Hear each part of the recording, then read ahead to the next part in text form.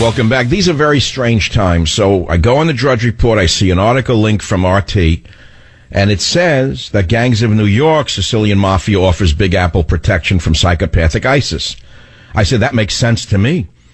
And we have with us now is the gentleman who gave the interview, Giovanni Gambino. Mr. Gambino, welcome to the Savage Nation. How are you? Hi, Michael. How are you? Who knows? If I knew how I was, I wouldn't be on the radio. But look, here's the thing, Mr. Gambino, this is a very serious topic, as you know. I don't have to tell you how serious this is. People are frightened. They don't think the government's going to protect them. How would you do differently than what the government is doing? Michael, if you remember back then, you had Saddam Hussein, and he had a big painting of the Godfather, Don Vito, in his house. I think it was about $500,000 painting that he had. So there's a lot of people out there that, look upon, the movies like The Godfather, Goodfellas. There's a lot of fanatics out there.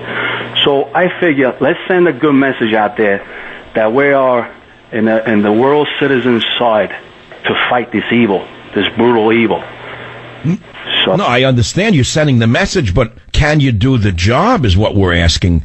This is not, these people are subhuman. They're not humans. They're lower than animals, putting people on fire in cages. And what I happen to fear the most is that this government is so warped, I'm sorry to have to say it, that they probably go after you and your friends faster than ISIS. That's what really worries me. Oh, yes, you're correct. ISIS don't look at nobody in the face when they blow themselves up. It could be your mother, your father, your sisters, your brothers. It could be anybody. That's why we need to stand up together, all together, to fight this monster. Fight it. And now, I remember back in the days, Italian neighborhoods, Sicilian neighborhoods, everybody was outside drinking coffee. Kids were playing outside, doing their thing. And when you see a stranger walking down the block, they wanted to know, who's this guy? Who's his mother? Who's his father? Who's his grandmother? Who's his grandfather? But those times, unfortunately, they Of course, that's right. I understand very well. But now today, if you do it, they say it's profiling and racism. That's the only thing that can save us is using common sense. Now, I want to ask you a question. Are your friends getting involved because they see a void that needs to be filled from this government's not taking action? Isn't that the real reason, Giovanni? Yes, absolutely. Now, the thing is, if there is somebody that's pointing fingers at somebody who's part of ISIS or he got brainwashed by them with the internet, because the internet is the number one cause of all this. I mean, these people are reaching people from everywhere through the internet, brainwashing them.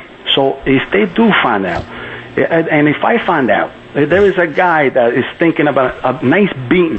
I mean, a beating like never before, like he never got before. That helps. We don't wait. Well, it's interesting. Do you know that about 6 months ago, an Italian police captain in Boston, his Italian son was an ISIS sympathizer because of the internet? Did you read that story? No, I'm glad I didn't read that story, because that turns my stomach. That's what I'm saying. Italian police captain, I forget the city, in Lynn, Massachusetts, I think. His own son got brainwashed by them. So, it could happen to anyone in anyone's family because of the drug use and whatnot. Now, you just said something that, of course, we know we'd love to see. But here's what worries me, Giovanni, again, which is this. If you and your friends actually find someone who wants to do harm to the neighborhood, and you intervene and you take care of business in the old school method, and I know the government will crack down on you faster than on them.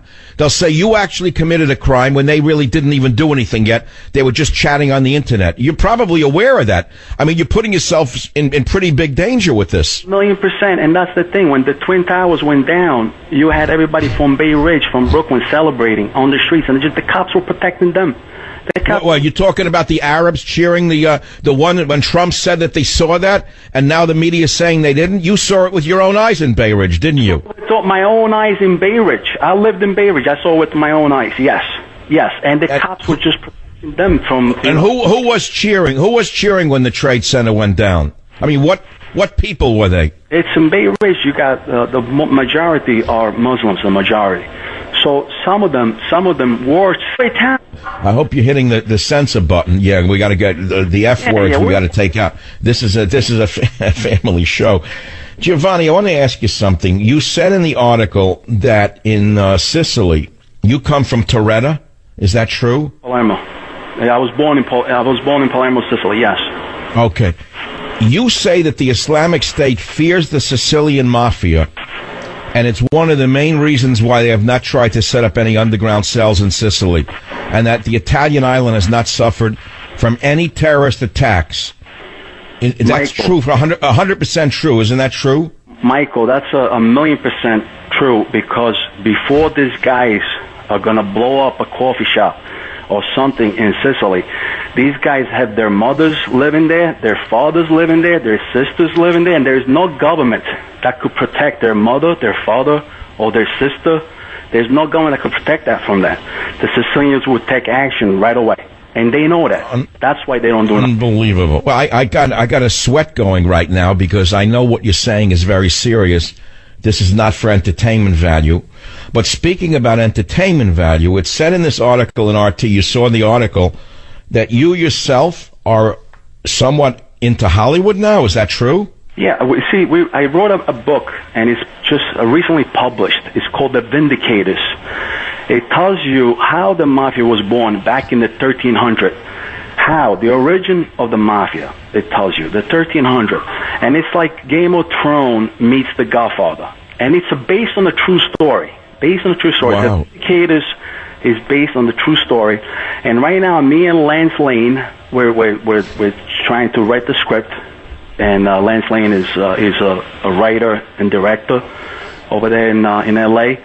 And we're trying to write the script about how the Mafia was back in the 1300s, how it was born. And that was born to protect the innocent people, protect the Sicilian from the oppressors that Sicily had for many, many, many years. And the government was the oppressors, the invading government. The invaders will set up a government, right? 1,000,000%. The French rulers who conquered Sicily, they were the oppressors, and they could care less about the citizen, the Sicilian citizen. They could care less about them.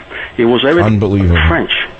So I once said that to a Sicilian a guy I knew. He was a very tall guy in New York, and we were talking, and he was very tall. I mean, and people think that people have to be short if they're from Sicily.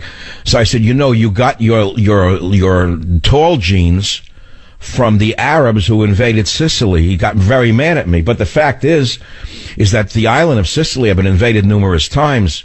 The Normans, the Vikings, the Arabs had invaded and conquered and oppressed the people.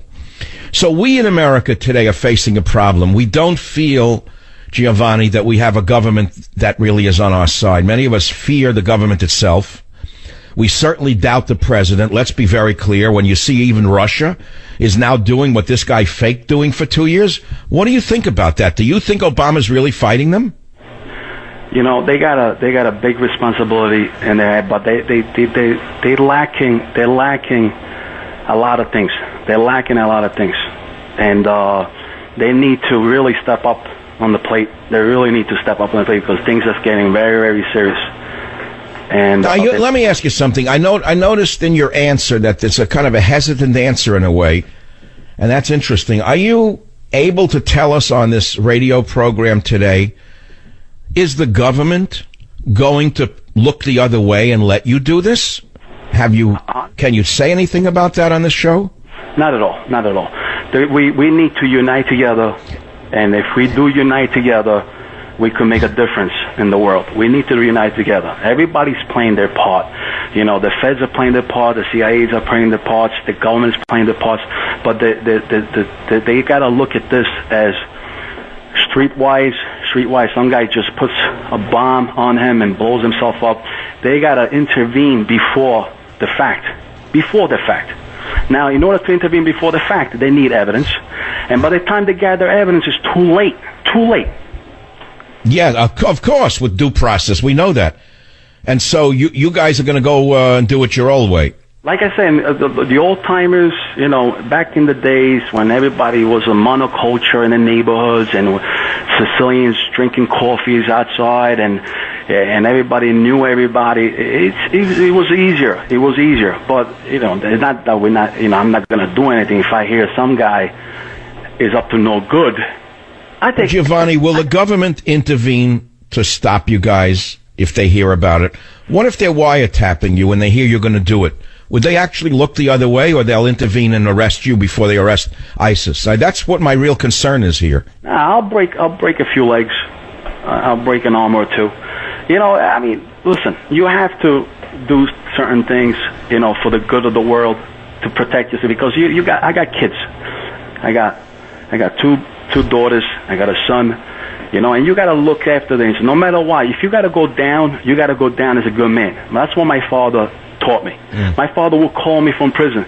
He would say, John, listen, send $100 to whatever. Send another $100 to the earthquake victim. Send another $100 to the flooding victim. I mean, he would call. He had a goodness in him, So we have to, if we have to go down in this world, we have to go down in a good way, knowing, we're doing good, not bad.